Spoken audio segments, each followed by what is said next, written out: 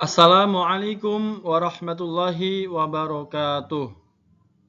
Alhamdulillah, Alhamdulillah nasta'inu wa nastaghfiruh wa na'udzu billahi min syururi anfusina wa min sayyiati a'malina. May yahdihillahu fala mudilla lahu wa may yudlil fala hadiyalah. Asyhadu an la ilaha illallah wahdahu la syarikalah wa asyhadu anna Muhammadan abduhu wa rasuluh la nabiyya ba'dah. Rabbi shrah li sadri wa yassir li amri wahlul 'uqdatam min lisani yafqahu qawli amma ba'du. Kepada yang kita muliakan dan kita hormati Ibu dosen pengampu mata kuliah tafsir dan ilmu tafsir, yaitu beliau Ibu Hajjah Eri Khairiyah SAG MA. Dan tidak lupa kepada rekan-rekan mahasiswa kelas A4 PJJ PAI UIN Siber Syekh Nurjati Cirebon. Alhamdulillah, pada kali ini saya akan menganalisis yaitu tugas UAS tafsir dari ayat Al-Quran dari surah Al-Baqarah juz 2 ayat 286. Saya perkenalkan, nama saya Ahmad Amirul Amin, NIM 228113018, Prodi PJJ PAI, semester 7.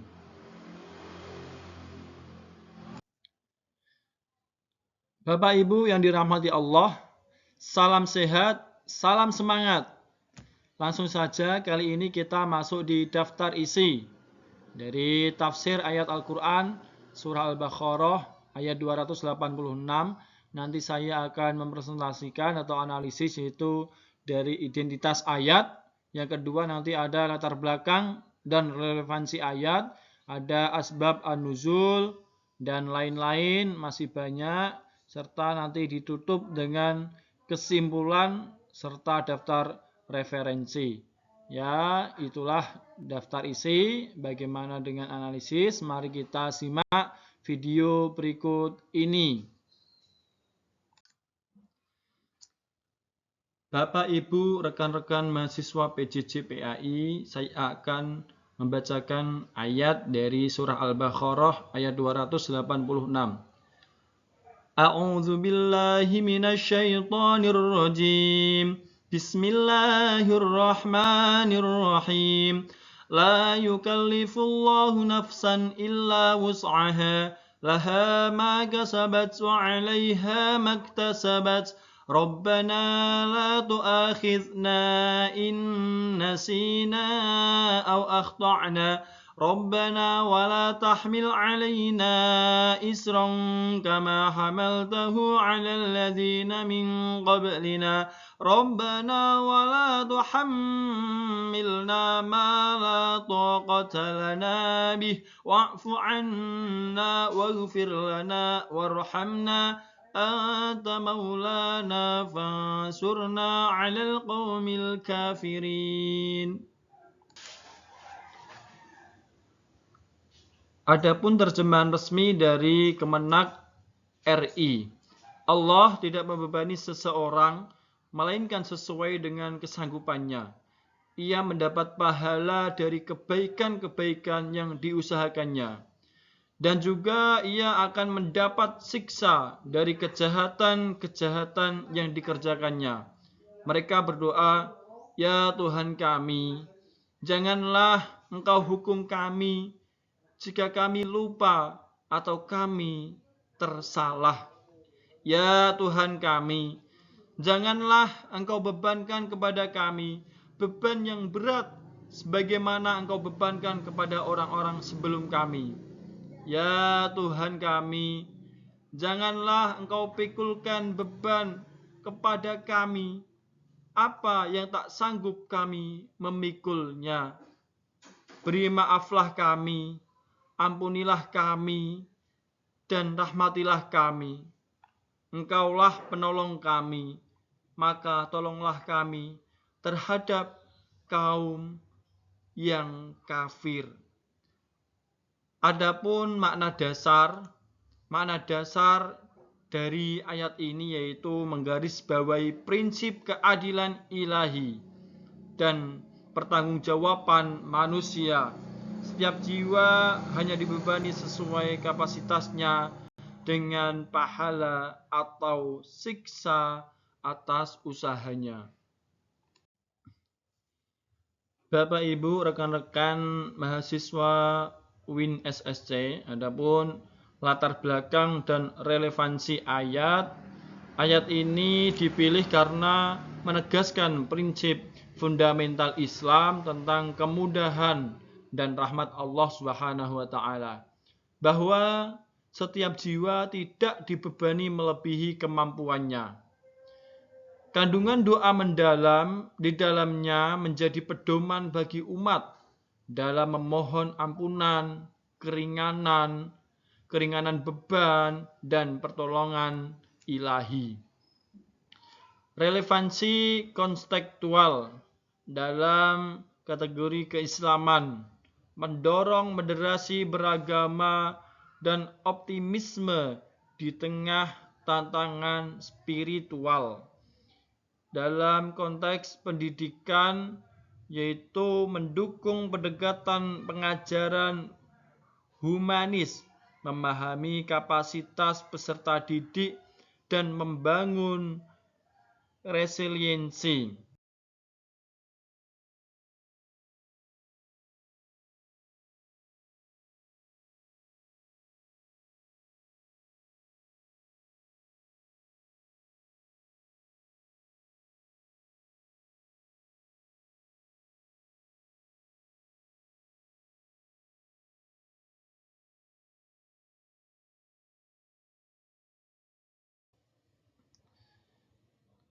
Bapak Ibu rekan-rekan mahasiswa PJJ PAI. Adapun asbab an-nuzul, riwayat sebab turunnya ayat. Ayat ini diturunkan setelah para sahabat merasa terbebani oleh dalam surah Al-Baqarah ayat 284 dan mengadukan hal tersebut kepada Nabi Muhammad SAW.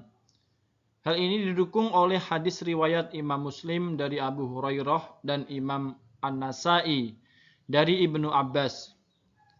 Implikasi pemahaman ayat menegaskan rahmat Allah bahwa Dia tidak membebani hambanya melampaui kemampuannya, membawa keringanan hukum, pentingnya doa, dan pengakuan keterbatasan manusia.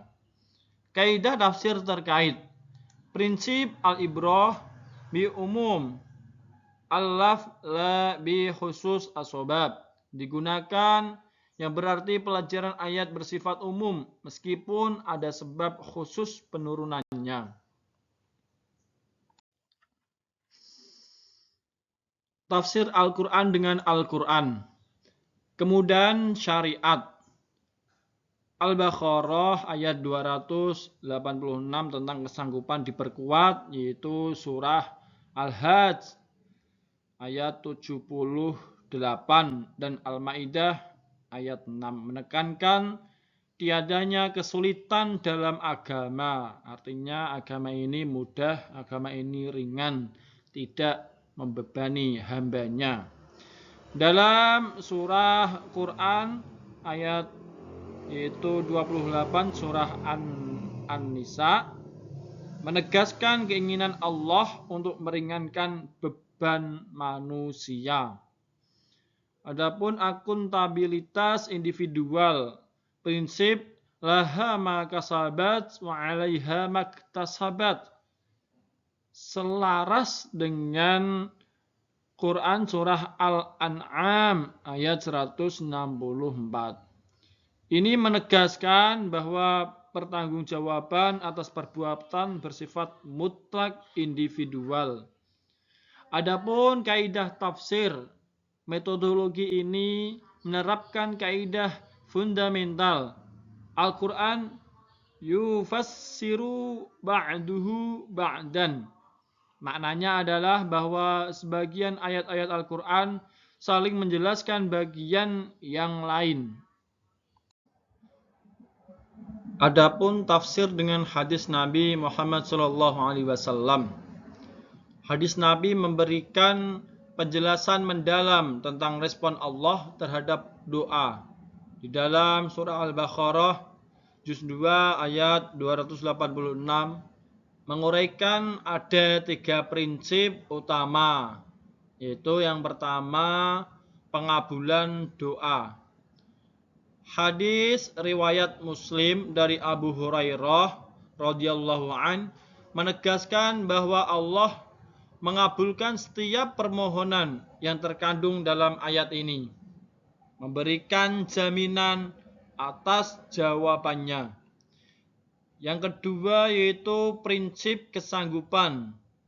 Hadis ini menguatkan janji Allah, bayan ta'kid, bahwa Dia tidak membebani seorang hamba melampaui batas kesanggupannya, menekankan keadilan ilahi. Yang ketiga yaitu ada pengecualian dan rahmat.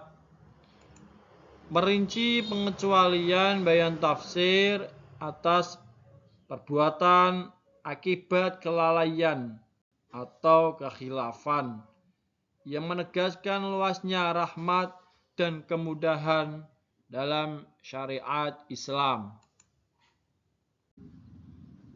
Adapun tafsir sahabat dan ulama klasik merangkum pandangan Ibnu Abbas, At-Tabari, dan Ibnu Katsir tentang keringanan syariat serta inti doa dalam ayat.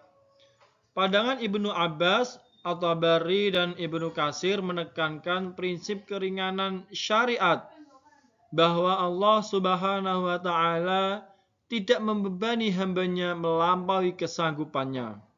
Ini mencakup pemaafan atas kelalaian atau kekeliruan, menggarisbawahi kemudahan fundamental dalam ajaran Islam yang dibawa oleh Nabi Muhammad SAW. Ada 3 inti permohonan dalam doa. Yang pertama yaitu ada pemaafan atas kesalahan, memohon agar tidak dihukum atas kelupaan atau kesolehan yang tidak disengaja sebagai bentuk rahmat Allah. Yang kedua yaitu ada keringanan beban syariat, meminta agar tidak dibebani syariat yang berat seperti yang pernah diberikan kepada umat-umat terdahulu. Jadi umat terdahulu bebannya sangat berat. Yaitu ada yang ketiga, dalam kekuatan dan kemenangan. Berdoa untuk diberikan kekuatan dalam menghadapi cobaan serta kemenangan atas golongan yang ingkar. Bapak, Ibu, rekan-rekan mahasiswa PJJ PAI yang dirahmati Allah. Slide yang berikutnya yaitu pembahasan mengenai analisis bahasa Arab mengenai tafsir berikut.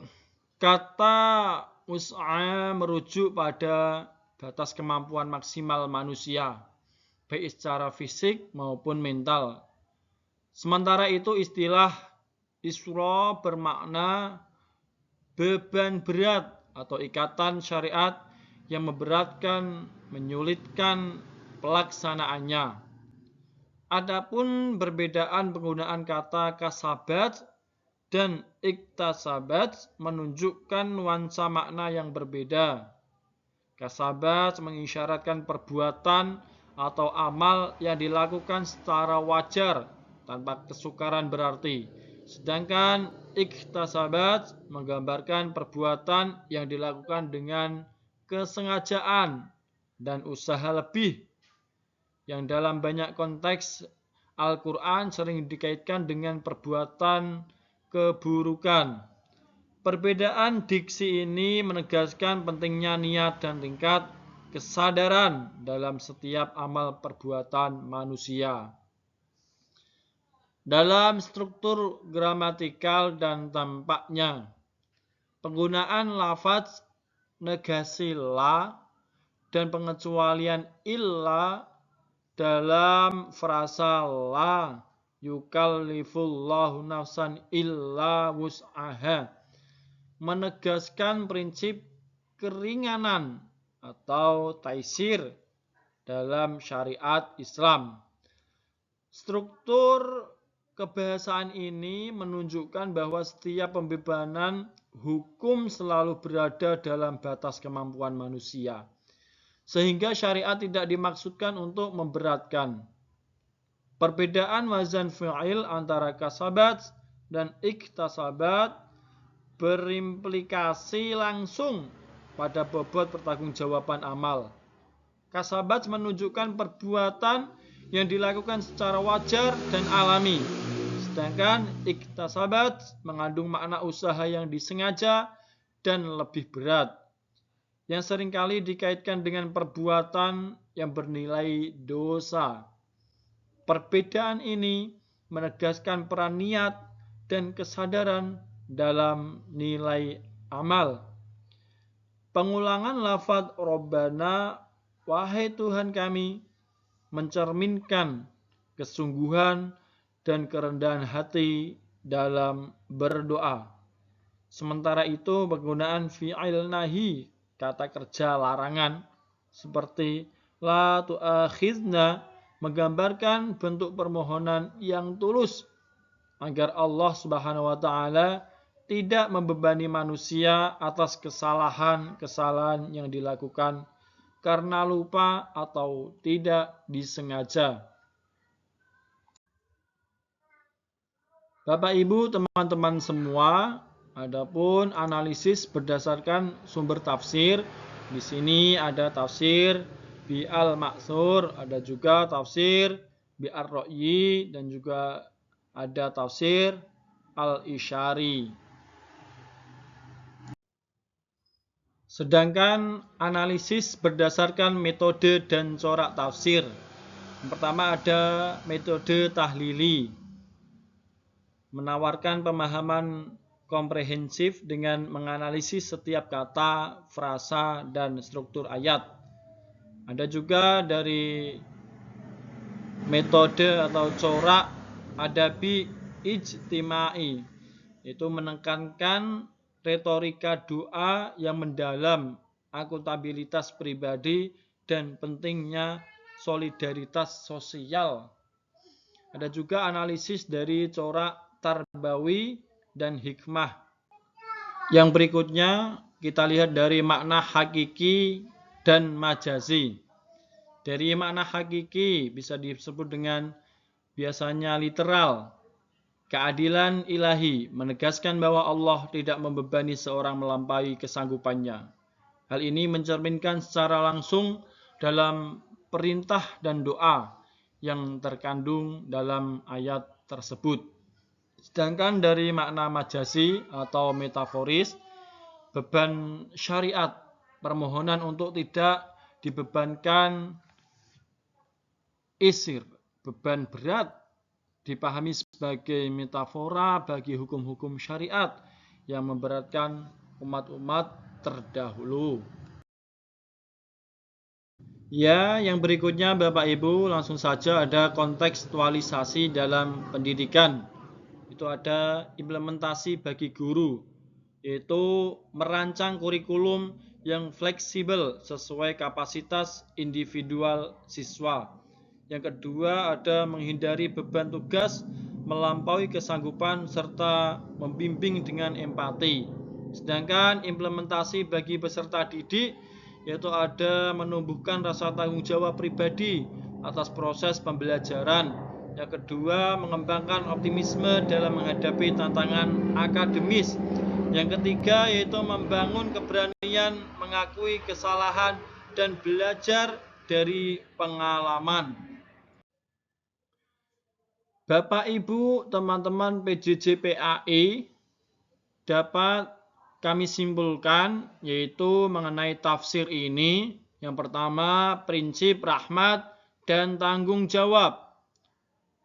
Ayat Al-Baqarah juz 2 ayat 286 menegaskan rahmat Allah Subhanahu wa taala yang tidak membebani hamba-hambanya melampaui kemampuannya, disertai tanggung jawab personal dan diakhiri dengan doa. Kesimpulan yang kedua dilihat dari metodologi dan corak tafsir, yaitu analisis menggunakan metode tahlili dan maudhu'i, bersumber dari Bi'al-Ma'thur serta Bi'ar-Ra'yi, dengan menyoroti corak tarbawi, adabi, ijtimai, dan fikhi. Kesimpulan yang ketiga dari segi hikmah universal, menegaskan kasih sayang dan keadilan ilahi, pentingnya kesadaran diri serta kekuatan doa sebagai sarana memohon kemudahan dalam hidup. Itulah kesimpulan yang dapat kami simpulkan dari materi pertemuan kali ini. Bapak Ibu, teman-teman PJJ PAI, adapun daftar referensi yang saya ambil yaitu ada beberapa, ada dari yang pertama ada dari Al-Quran serta terjemahan, yaitu dari Kementerian Agama Republik Indonesia. Yang kedua ada dari kitab ataupun hadis, itu ada dari Al-Bukhari, Sahih Al-Bukhari, ada dari Sahih Muslim, ada dari An-Nasa'i, riwayat dalam Asbab An-Nuzul, ada juga dari Kutub Al-Sittah. Sedangkan dari kitab tafsir klasik, yang pertama ada tafsir At-Tabari, Jami' Al-Bayan, Al-Ta'wil, Al-Quran. Yang berikutnya ada tafsir klasik Ibnu Katsir, tafsir Al-Quran Al-Azim. Dan berikutnya saya ambil dari tafsir Al-Qurtubi, Al-Jami' li Ahkam Al-Quran.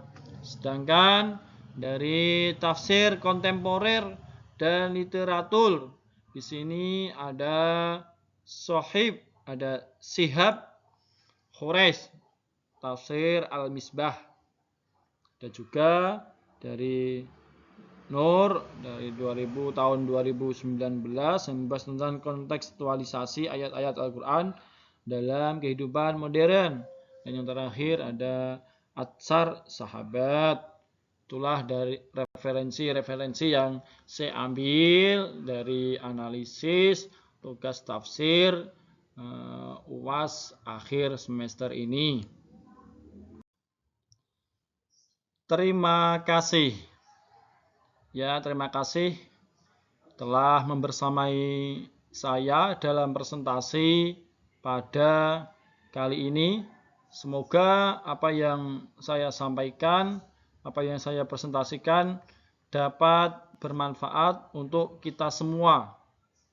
Bapak Ibu, hadirin dan rekan-rekan mahasiswa PJJ PAI, terima kasih banyak atas kebersamaannya.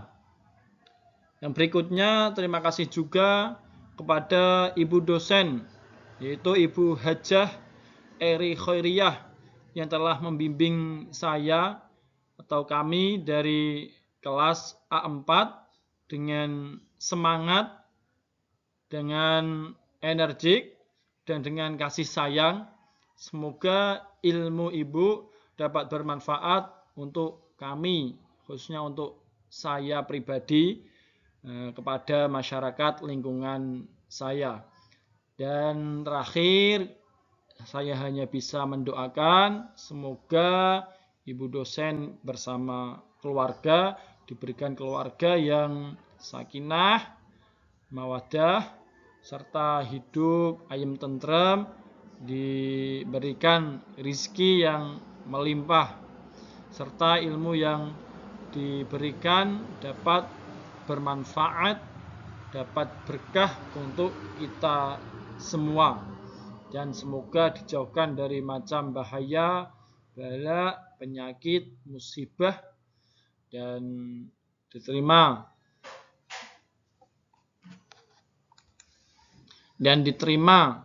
apa yang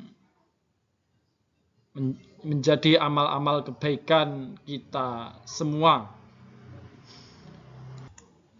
Dan yang terakhir, apabila dalam presentasi masih banyak kekurangan, kekhilafan, serta kebodohan saya mohon maaf yang sebesar-besarnya. Akhir kalam, wallahul muwafiq ila aqwamit thoriq. Wassalamualaikum warahmatullahi wabarakatuh.